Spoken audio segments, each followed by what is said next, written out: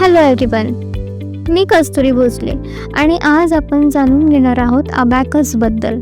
Abacus म्हणजे नेमकं काय आणि त्याचा यूज कुठे केला जातो याबद्दलची संपूर्ण माहिती या व्हिडिओतून आपण जाणून घेणार आहोत.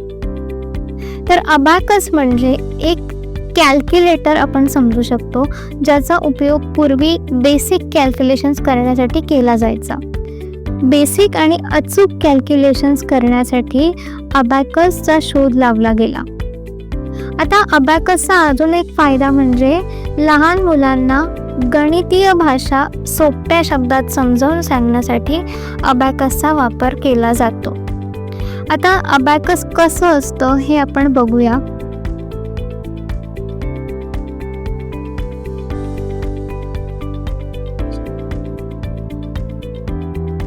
हा अबॅकसचा बॉक्स ओपन केल्यानंतर आपल्यासमोर हे असं अबॅकस तुम्हाला दिसेल.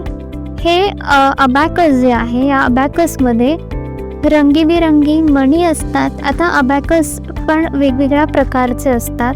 सो आपल्याकडे हे आहे असं अबॅकस. यामध्ये मणी असतात आणि ते मणी विशिष्ट तारांमध्ये ओवलेले असतात. ओके, आणि यामध्ये तारे पार्टेशन केलेलं तुम्हाला दिसतील. जसं हे जी पट्टी आहे ही पट्टी, यामध्ये हे जे आहेत ते खालचे मणी आहेत आणि या पट्टीच्या वरती हे जे आहेत ते वरचे मणी आहेत. ओके, सो या सगळ्याचा उपयोग करून आपण कॅल्क्युलेशन्स करू शकतो. अजून एक गोष्ट, हे जे मणी आहेत या मण्यांना आपण बीट्स म्हणतो आणि हे जे पार्टेशन केलेली पट्टी आहे तिला आपण म्हणतो बार. ओके, याला आपण म्हणतो बार. तर अबॅकसचे एकूण 3 प्रकार आहेत. तर पहिला प्रकार आहे तो म्हणजे जॅपनीज अबॅकस, जे आता आपल्याकडे आहे. यामध्ये एका तारेवर 5 मणी असतात. 4 इथे खाली असतात आणि 1 मणी हा वरती असतो. म्हणजे पार्टेशन केलेल्या पट्टीच्या वरती 1 मणी आणि बाकीचे 4 मणी हे खाली असतात.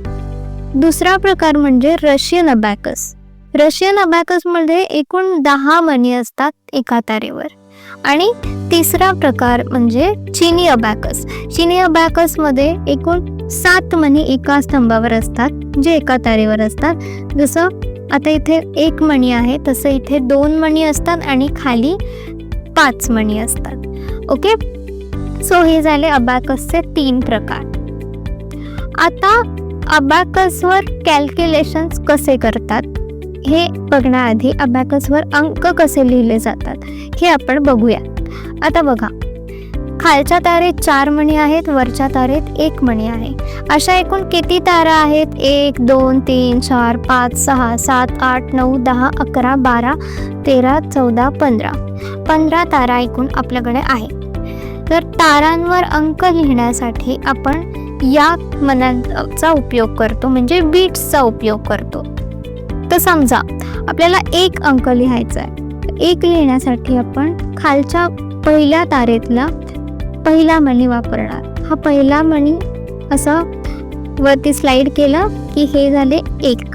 ओके, तसंच 2 लिहिण्यासाठी हा दुसरा मणी घेतला तर 1 आणि 2 2. ओके, तसंच 3 लिहिण्यासाठी हे 3 आणि 4 लिहिण्यासाठी हे 4. म्हणजे पहिल्या तारेतले 4ही मणी जर तुम्ही बारकडे जर स्लाइड केले, म्हणजे ते बारला लागून असतील, तर हे झाले आपले 4. ओके, आणि जर तुम्हाला 5 लिहायचं असेल तर 5 लिहिण्यासाठी आपण वरती जो मणी असतो, म्हणजे हा जो बार आहे त्या बारच्या वरती पहिल्या तारेतलाच मणी आपण खाली घेतो आणि हे बाकीचे सगळे मणी खाली घ्यायचे.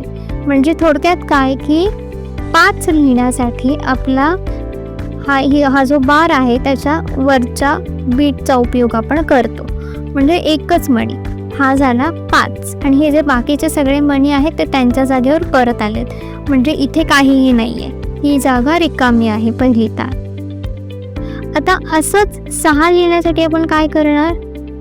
6 लिहिण्यासाठी पहिल्या तारेतल्या खालच्या मण्यांच्या लाईनीतला 1 मणी आपण वरती घेतला तर 5 आणि 1 6, म्हणजे वरच्या जो बार आहे आपल्या, तर बारचा वरचा एक मणी म्हणजे 5 आणि बारच्या खालचा एक मणी 5 आणि 1 6. त्यानंतर 7 लिहिण्यासाठी सेम मेथड आहे आपल्याला. खालच्या जे 4 मणी आहेत त्यातला दुसरा पण मणी आपण घेतला तर झाले 7, म्हणजे हे 5 आणि हे 2 झाले 7. हे आपण लिहिले 7. त्याच्यानंतर परत 8 लिहायचं असेल तर खालचे 3 मणी वरचा 1 मणी. 9 लिहायचं असेल तर खालचे 4 आणि वरचा 1. ओके, हे झाले 1 ते 9 अंक. ओके, पण आता 10 कसं लिहायचं? 10 लिहायचं असेल तर हे सगळे मणी आधी आपल्याला काय करायचे आहे, त्यांच्या जागेवर आणायचे. जसं की मी 5 आता रिमूव्ह करते आणि हे जे 4 मणी आहेत ते सुद्धा रिमूव्ह करते. ओके, आता ही जी तार आपण बघितली ती पहिली तार होती, म्हणजे काय, एकक. ओके, तर दुसरी तार ही आहे, दुसरी तार, हिला आपण म्हणू दशक. तर दशक म्हणजे काय, 2 अंक. तर 2 म्हणजे समजा 10 लिहायचे असतील तुम्हाला, तर तुम्ही काय करणार, इथे दुसऱ्या तारेतला पहिला मणी जर आपण या बारच्या इथे आणला, बारला लागून हा मणी आपण स्लाइड केला. ओके, तर हा झाला आपले 10. कसे 10 झाले, हा 1 आणि त्याचा बाजूला ही रिकामी तार म्हणजे 0, हे झाले 10. 11 लिहायचं असेल तर काय करायचं आपल्याला, सेम आपल्याला 11 लिहायचं असेल तर समजा हा 1 आहे आणि हा आहे, हा 0 आहे, बरोबर. मग इथे आपण हा 1 घेतला, हे झाले आपले 11. ओके, हे 10 आणि हा 1 11, म्हणजे दुसऱ्या तारेतला जो बीट आहे त्याला आपण 10 म्हणू आणि पहिल्या तारेतला हा जो पहिला बीट आहे त्याला आपण 1 म्हणू. हे झाले 11. असंच तुम्हाला पुढचे अंक सुद्धा लक्षात येतील कशा प्रकारे लिहायचे आहे. आता 20 कसं लिहायचं? 20 लिहिण्यासाठी सुद्धा सेम. आता हे झाले 10, दुसऱ्या तारेतला पहिला मणी 10, 2 मणी घेतले दुसऱ्या तारेतले 20, 3 घेतले 30, 4 40 आणि 50 लिहायचं असेल तर साधी गोष्ट आहे, जसं आपण पहिल्या तारेत 5 लिहिण्यासाठी वरचा अंक वापरतो तसंच दुसऱ्या तारेतले 50 लिहिण्यासाठी आधी सगळे आपण रिमूव्ह करूया बीट्स आणि दुसऱ्या तारेतला वरचा पहिला मणी. ओके, हा घेतला आपण खाली आणि हे झाले 50, म्हणजे जसं हा 5 आणि हा 0 म्हणजे झाले 50. ओके, तशाच प्रकारे आपण 60 कसं लिहिणार, मग हे 50 जसेचे तसे, मग दुसऱ्या तारेतला पहिला मणी आपण घेतले, ही झाले 60, म्हणजे 50 आणि 10 60 होतात म्हणून 60. 3 घेतले तर 70 होतात, 4 घेतले 80 होतात आणि हे 5 90 झाले, म्हणजे वरच्या तारेतला 1 आणि खालच्या तारेतले 4 मणी म्हणजे किती झाले 90. ओके, म्हणजे आपल्याला हे लक्षात ठेवायचं आहे की दुसऱ्या तारेतले जे मणी आहेत त्यांना 10 ची व्हॅल्यू आहे. जसं की हे 10, हे 10, हे 10 आणि हे 10, म्हणजे सगळे खालच्या तारेतले 4 मणी आहेत ते आहेत 10 आणि वरच्या तारेतला हा जो एक मणी आहे तो आहे 50. वरच्या तारेतला म्हणजे बारच्या वरती जो एक एक बीट आहे त्याचं मी म्हणते. तर आता तुम्हाला कळलं असेल की 99 पर्यंत अंक आपण कसे लिहू शकतो. आता फॉर एक्झाम्पल तुम्हाला लिहायचं आहे 100, तर कसं, एकक, दशक, शतक. आता तिसरी तार आली, तिसऱ्या तारेतलं मूल्य आता वाढलंय मण्यांचं म्हणजे बीट्सचं. एक मणी हा म्हणजे 100. कसं 100, तिसऱ्या तारेत हा 1 मणी आणि बाकीचे 2 आहेत रिकाम्या तारा, म्हणजे 2 शून्य. 100वर एकावर 2 शून्य झाले 100. Okay, same 200, 300, 400. 4 मणी तिसऱ्या तारेतले आणि बाकीच्या तारा रिकाम्या म्हणजे 400 झाले. 500 लिहिण्यासाठी सगळं रिमूव्ह करून तिसऱ्या तारेतला 1 मणी, हे झाले 500. अशाच प्रकारे तुम्ही 1000, दशहजार लिहू शकता. जसं बघा, एकक, दशक, शतक, हजार.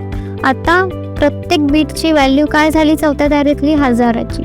1000, 2000, 3000 आणि 4000. तर अशा प्रकारे आपण 1000 लिहिलं.